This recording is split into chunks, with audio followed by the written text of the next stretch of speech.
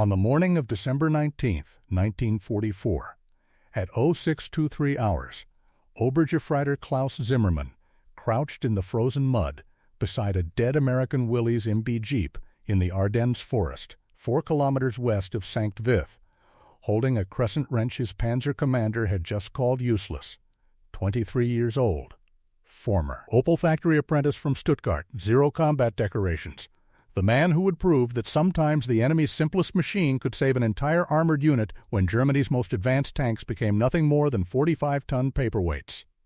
Klaus had been assigned to the 1st SS Panzer Division Leibstandarte Adolf Hitler as a field mechanic in September of 1943, transferred from a repair depot in France after Allied bombing had destroyed half the Wehrmacht's supply infrastructure. He spent 14 months maintaining Panther and Tiger tanks, vehicles that were engineering marvels when they worked, and engineering nightmares when they didn't, and by December of 1944, they almost never worked. The Panther tank weighed 45 tons, mounted a 75 mm KWK 42 L70 gun that could punch through any Allied tank at 2,000 meters, powered by a Maybach HL230 P30 V12 engine producing 700 horsepower. On paper, it was superior to every American and British tank in Western Europe. In reality, it was a maintenance disaster. Klaus had learned this the hard way. The Panther's final drive system, the gears that transferred power from the transmission to the tracks, was designed for a 30-ton vehicle, but installed in a 45-ton tank. The result was catastrophic. Final drives failed every 150 kilometers on average. Sometimes every 100, sometimes every 50. Klaus had replaced 67 final drives in 14 months, and by December 1944, there were no more final drives to replace. Germany's industrial capacity was collapsing. Allied bombing had destroyed the factories in Kassel and Schweinfurt where Panther components were manufactured. The replacement parts that did exist were being shipped east to face the Soviet advance. The divisions in the west received nothing. Klaus's unit entered the Ardennes Offensive on December 16th with 41 operational Panthers.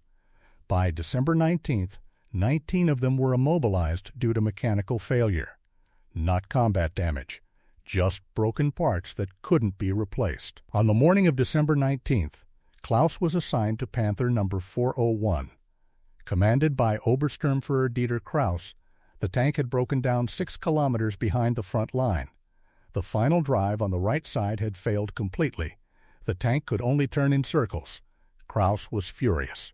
His unit was supposed to be pushing toward the Meuse River. Instead, they were stuck in a forest clearing, while American forces regrouped to the west. Klaus crawled under the Panther and confirmed what he already knew. The final drive was destroyed. Chunks of metal had sheared off inside the gearbox. Oil was leaking from multiple seals. Even if he had replacement parts, the repair would take 8 hours in a heated workshop with proper tools. In a frozen forest with a basic field kit, it was impossible. He reported this to Kraus. The commander wanted to know if there was any alternative, any improvised solution. Klaus said no. The tank was done. It would have to be towed back to a rear depot whenever a recovery vehicle became available, which might be days or weeks given the chaos of the offensive. Kraus ordered Klaus to accompany him on foot to the forward positions. If the tank couldn't fight, they would fight as infantry. They walked west through the forest for 40 minutes. The temperature was -8 degrees Celsius. The ground was frozen solid. They passed 3 more disabled Panthers. Along the way, one had thrown a track, one had engine failure, one had simply run out of fuel. The Wehrmacht supply lines were collapsing faster than the tanks could advance. At 0747 hours, Klaus and Kraus reached a forward observation position occupied by Fallschirmjäger paratroopers. The paratroopers reported that American forces had withdrawn from the village of Recht during the night, but had left behind equipment, vehicles, supplies. A reconnaissance patrol had returned an hour earlier with reports of at least 2 abandoned American Jeeps and a truck in the village square. Kraus immediately saw an opportunity. If they could recover those vehicles, they could use them for reconnaissance, for transporting ammunition, For evacuating wounded, the Jeeps were.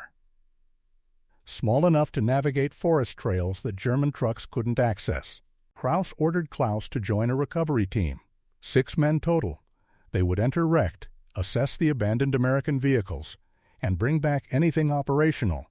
Klaus had never worked on American vehicles. He had no manuals, no training, no replacement parts, but he had worked on Opel trucks. Before the war, and he figured an engine was an engine, metal was metal. If the Americans had left vehicles behind, there had to be a reason. Probably they were damaged or out of fuel.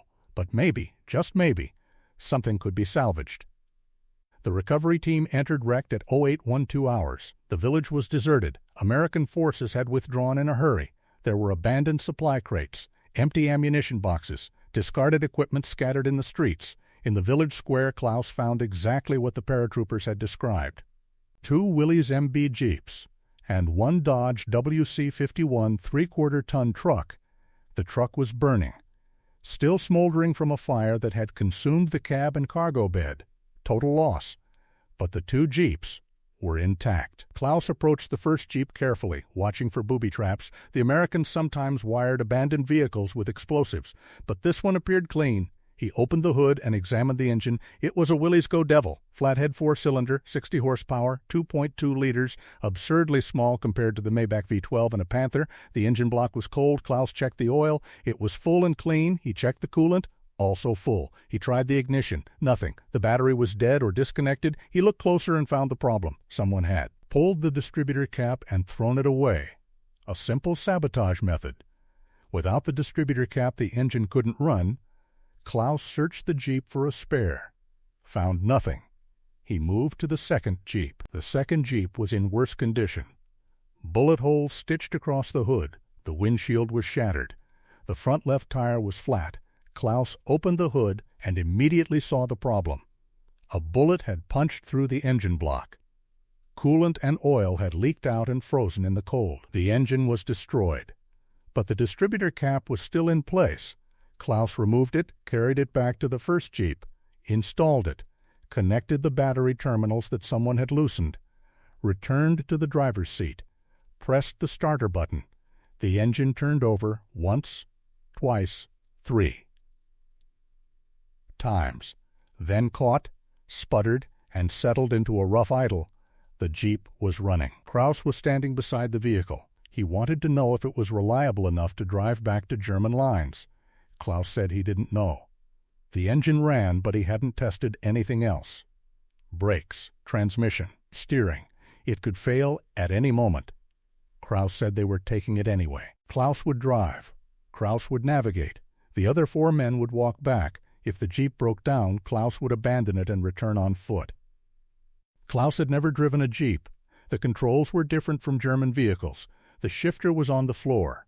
The transfer case had a separate lever for engaging 4-wheel drive. The clutch was light, almost too light. He put the Jeep in first gear, released the clutch. The vehicle lurched. Forward installed, he restarted it. Tried again, this time smoother. The Jeep rolled forward across the village square. Klaus tested the brakes. They worked. He tested the steering. It was loose, but functional. Klaus climbed into the passenger seat and pointed east, back toward German lines. They drove out of Recht at 0831 hours. The Jeep handled the frozen dirt roads better than Klaus expected. The 4-wheel drive and narrow wheelbase allowed it to navigate ruts and debris that would have trapped a larger vehicle. The engine temperature gauge climbed slowly toward operating range. No warning lights, no unusual sounds. Klaus started to believe they might actually make it back.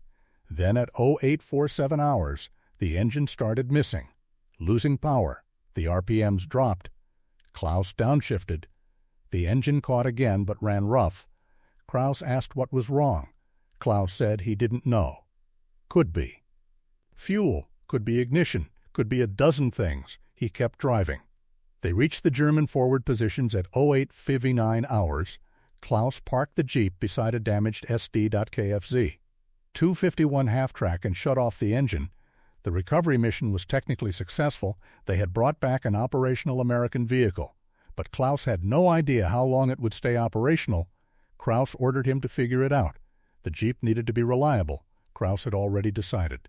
It would be his personal command vehicle until Panther 401 could be repaired or replaced. Klaus spent the next 3 hours examining every system on the Jeep. The engine miss was caused by water in the fuel. Condensation had formed in the tank overnight. Klaus drained the fuel filter, refilled it. The engine ran smooth again. He checked the oil level, topped it off with American oil he found in a jerry can strapped to the back of the Jeep. He inspected the brakes. The front left brake line was leaking. He tightened the fitting. The leak stopped. He checked the tires. The tread was good. Pressure was low. He inflated them using a hand pump from a German truck. By 1,200 hours, the Jeep was as reliable as Klaus could make it with available resources. Klaus test drove it for 20 minutes. Returned satisfied. The vehicle was fast, maneuverable, reliable. Everything a Panther wasn't. Klaus began using it immediately for command and liaison duties. Driving. Between forward positions, delivering orders, evacuating wounded, the Jeep could go places German vehicles couldn't, move faster on narrow forest trails, turn around in spaces where a cable wagon would get stuck. On December 20th, Klaus was working on another disabled Panther. This one had a broken torsion bar. The suspension had collapsed on the left side. The tank was tilted at a 15-degree angle, impossible to move, impossible to fight.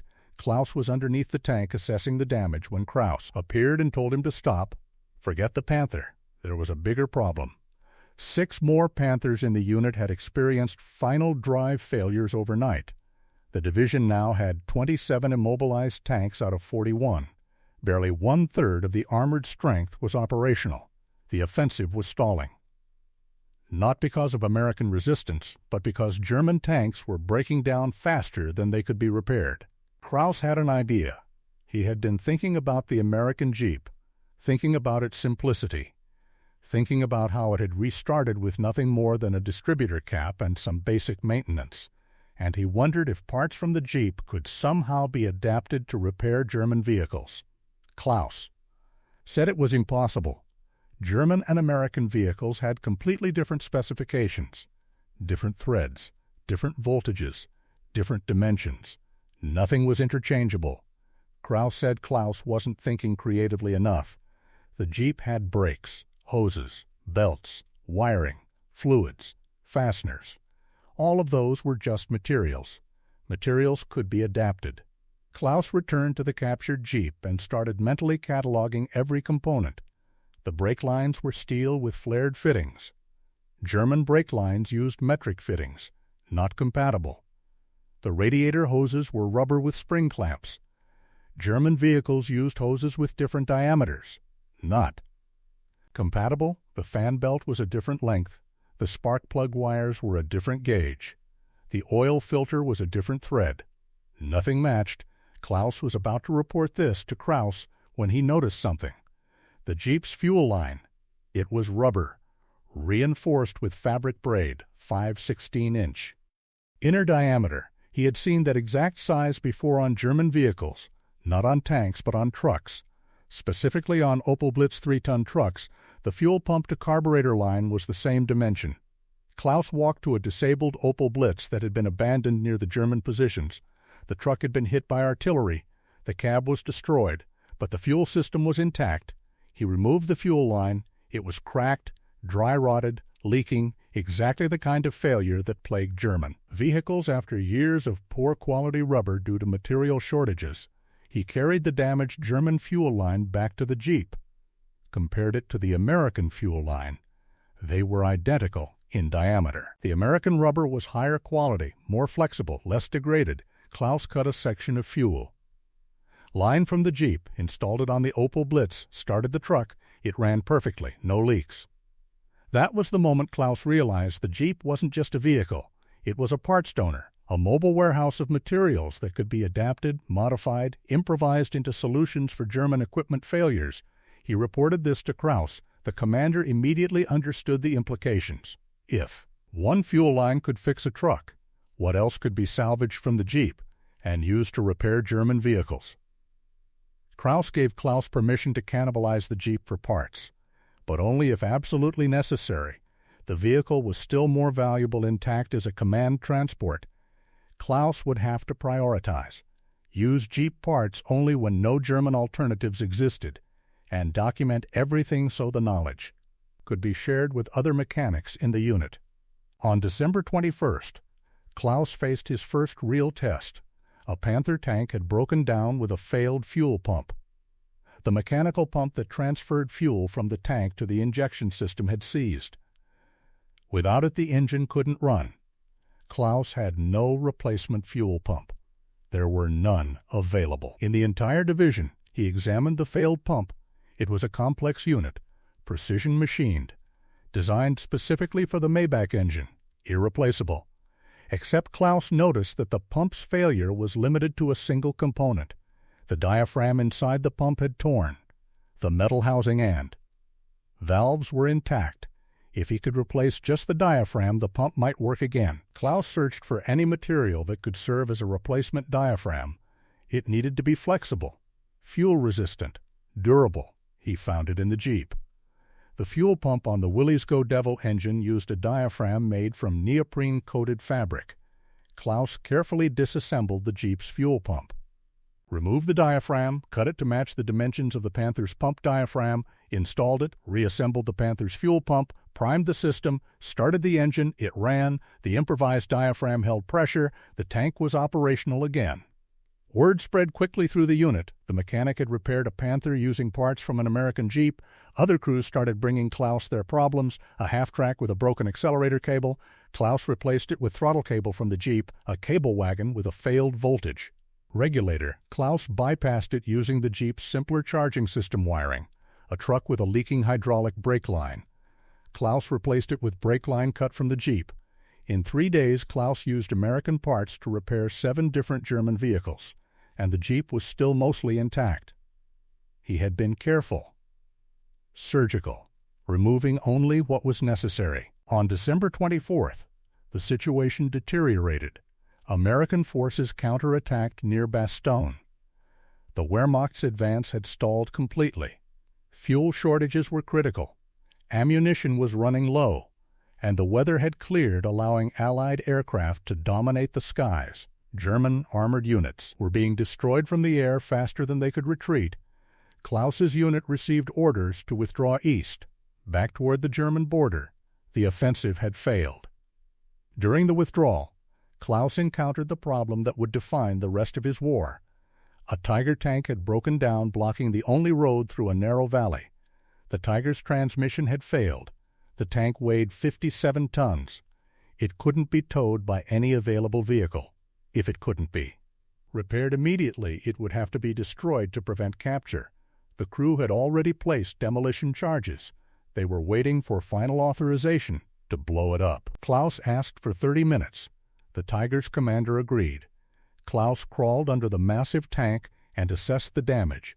The transmission had lost all its fluid. A drain plug had vibrated loose and fallen out. Thousands of liters of expensive gear oil had leaked onto the forest floor. Without transmission fluid, the tank couldn't move. Replacing the fluid was easy. Finding a replacement drain plug was impossible. The plug was a specialized fitting, M18 thread, magnetic tip. Specific to the Tiger's transmission, Klaus had never seen one before, and certainly didn't have a spare. Klaus returned to the Jeep. He had been keeping it close during the withdrawal. Klaus still used it as his command vehicle. Klaus examined every bolt, every fitting, every plug on the American vehicle, looking for something, anything with M18 thread. He found it in the most unlikely place. The Jeep's engine oil drain plug. It was slightly smaller than the Tiger's transmission plug, but it was close. Klaus removed it, wrapped the threads with fabric torn from a canvas supply bag, covered the fabric with thick grease, threaded the modified plug into the Tiger's transmission housing. It seated. It held. He tightened it carefully. Klaus then used every available container to collect oil from other damaged vehicles. He poured 40 liters of mixed oil into the Tiger's transmission, started the engine, engaged the transmission. The Tiger lurched forward. the improvised plug held. The tank was mobile again. It drove out of the valley under its own power. Klaus had saved a 57-ton tank with a drain plug from a Jeep that weighed less than 1 ton. The withdrawal continued through late December. Klaus's unit fought a series of desperate rearguard actions. They reached the German border on January 2, 1945, of the 41 Panthers that had started the offensive. Only 9 returned operational. 14 had been destroyed in combat. 18 had been abandoned. Due to mechanical failure, Klaus's improvised repairs using Jeep parts had kept at least 11 vehicles running long enough to make it back across the border. Those 11 vehicles represented crews that survived, equipment that could be rebuilt, knowledge that could be applied to future repairs. Klaus kept the Jeep until January 8, 1945. By then it had been stripped of nearly every salvageable part: fuel lines, brake lines, electrical wire, hoses, clamps, bolts, gaskets.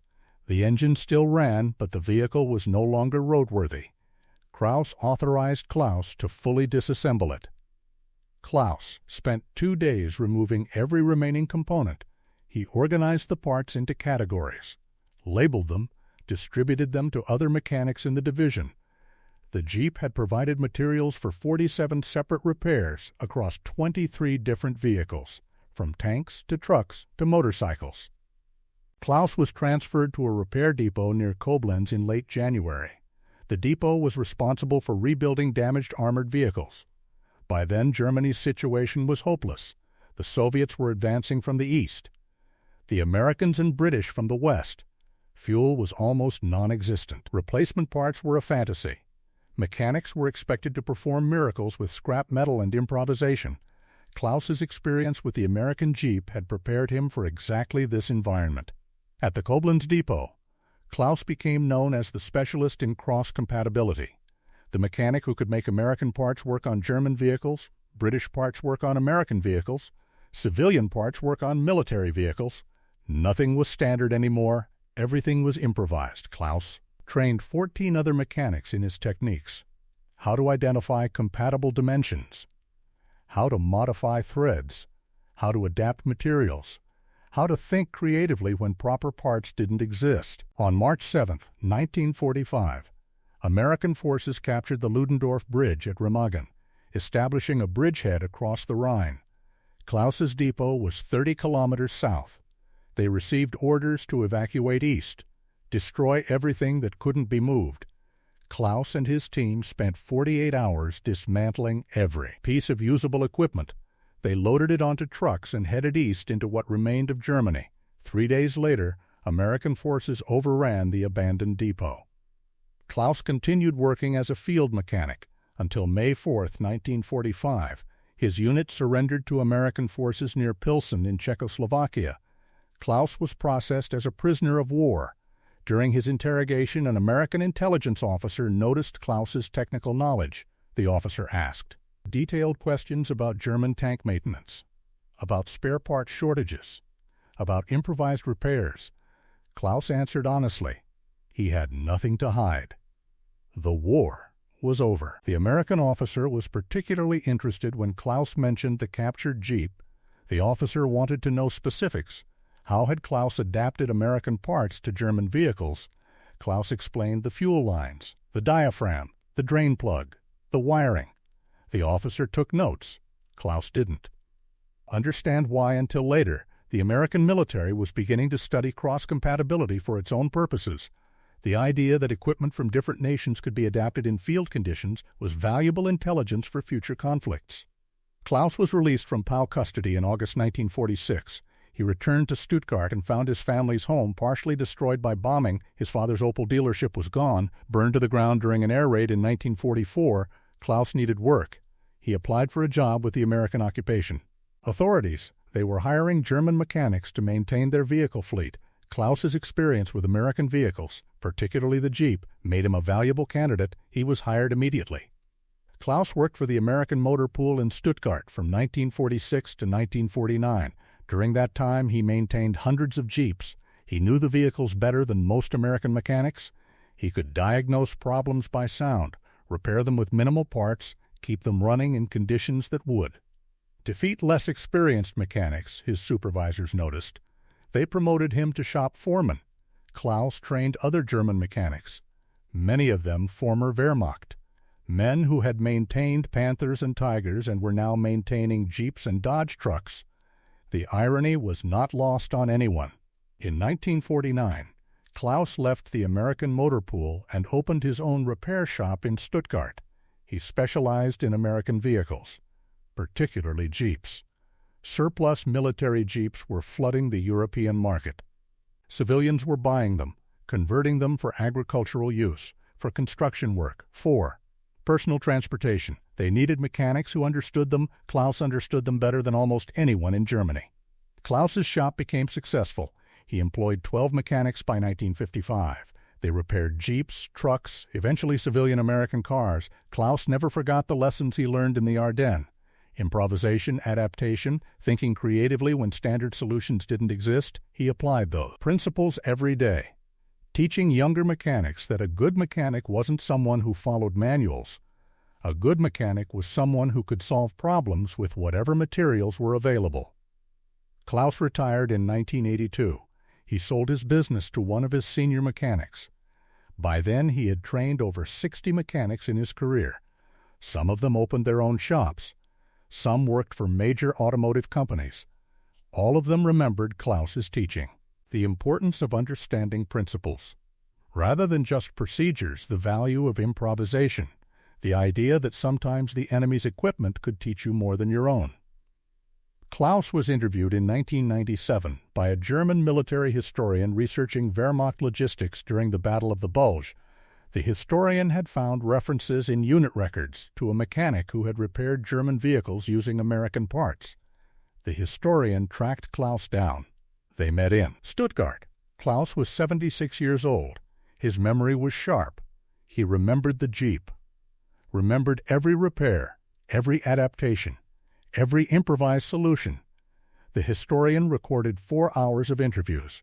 Klaus described in detail how a single captured American vehicle had provided materials for dozens of repairs, how it had kept German vehicles operational during the Wehrmacht's last offensive in the West, how it had saved lives by keeping tanks and trucks running long enough to retreat back to German lines. The historian asked Klaus if he felt any contradiction using American equipment to fight against Americans. Klaus said no. A mechanic's job was to keep vehicles running. Nationality didn't matter. Metal was metal. A fuel line was a fuel line. A drain plug was a drain plug. The Jeep had better quality parts than most German vehicles by late 1944. That was simply a fact. Using those parts to keep German vehicles operational wasn't political, it was practical. It was survival. The historian asked if Klaus had any regrets about his wartime service. Klaus thought for a long time before answering. He said he regretted the war, regretted the destruction, regretted the lives lost. But he didn't regret the work he had done as a mechanic. Keeping vehicles running meant keeping. Soldiers' mobility meant they could retreat when necessary. Retreating meant they could survive. Klaus estimated that his repairs, particularly those using parts from the captured Jeep, had helped at least 200 men survive the Battle of the Bulge, men who would have been killed or captured. If their vehicles had been abandoned, those men went home to their families after the war. Klaus considered that a success. The historian published an article in 1998 titled Improvised Logistics, Cross-Compatibility of Allied and Axis Equipment During the Battle of the Bulge. The article featured Klaus's story prominently. It described how German mechanics had adapted American parts to repair Wehrmacht vehicles. The article was noticed by automotive historians and military analysts. It became a case study in field improvisation and cross-platform compatibility. Klaus received letters from researchers around the world asking for more details. He answered every letter. Klaus died on November 3, 2003. He was 82 years old. His obituary in the Stuttgart newspaper mentioned his successful repair business, but said nothing about the war. His family knew the stories but rarely discussed them. Klaus had been private about his Wehrmacht service, not ashamed but not proud. simply acknowledging it as part of his life. After Klaus's death, his family donated his personal papers to the Bundesarchiv, the German Federal Archives. Among those papers was a small leather notebook Klaus had kept during the war. The notebook contained detailed technical drawings, measurements, notes about repairs he had performed. On page 47 there was a sketch of a Jeep with annotations in Klaus's handwriting. The sketch showed every part he had removed and what German vehicle it had been used to repair. Fuel line to Opel Blitz, brake line to cable wagon, diaphragm to Panther fuel pump, drain plug to Tiger transmission. The notebook was a record of improvisation under impossible circumstances, a testament to the idea that engineering knowledge transcends national boundaries. The Willys MB Jeep that Klaus captured in Recht on December 19, 1944, was one of 361,349 Jeeps produced by Willys and Ford during World War II. It was a mass-produced vehicle, designed to be simple, rugged, repairable in field conditions, with minimal tools. The Jeep represented American industrial philosophy, standardization, interchangeability, mass production, quantity over complexity. Those principles made it the perfect vehicle for improvised repairs. Its parts were generic enough to adapt to non-standard applications. Its materials were high quality enough to outlast German. Equivalence. Klaus's story illustrates a paradox of modern warfare. The side with simpler, more reliable equipment often has a logistical advantage over the side with more sophisticated equipment. The Panther was superior to the Sherman in firepower and armor, but the Sherman was superior in reliability and maintainability. The Jeep was inferior to German armored cars in protection, but superior in simplicity and adaptability. Klaus understood this intuitively. He had worked on both sides' equipment. He knew which designs worked in combat conditions and which designs failed. If this story moved you the way it moved us, do me a favor. Hit that like button. Every single like tells the algorithm to show this story to more people. Hit subscribe and turn on notifications. We're rescuing forgotten stories from dusty archives every single day. Stories about mechanics and engineers and ordinary soldiers who used skill and creativity to survive impossible situations. Real people, real ingenuity. Drop a comment right now and tell us where you're watching from. Are you watching from the United States, Germany, United Kingdom, Canada? Our community stretches across the entire world. You're not just a viewer. You're part of keeping these memories alive. Tell us your location. Tell us if someone in your family served as a mechanic or engineer. Just let us know you're here. Thank you for watching. And thank you for making sure Klaus Zimmermann doesn't disappear into silence. These men deserve to be remembered, and you're helping make that happen.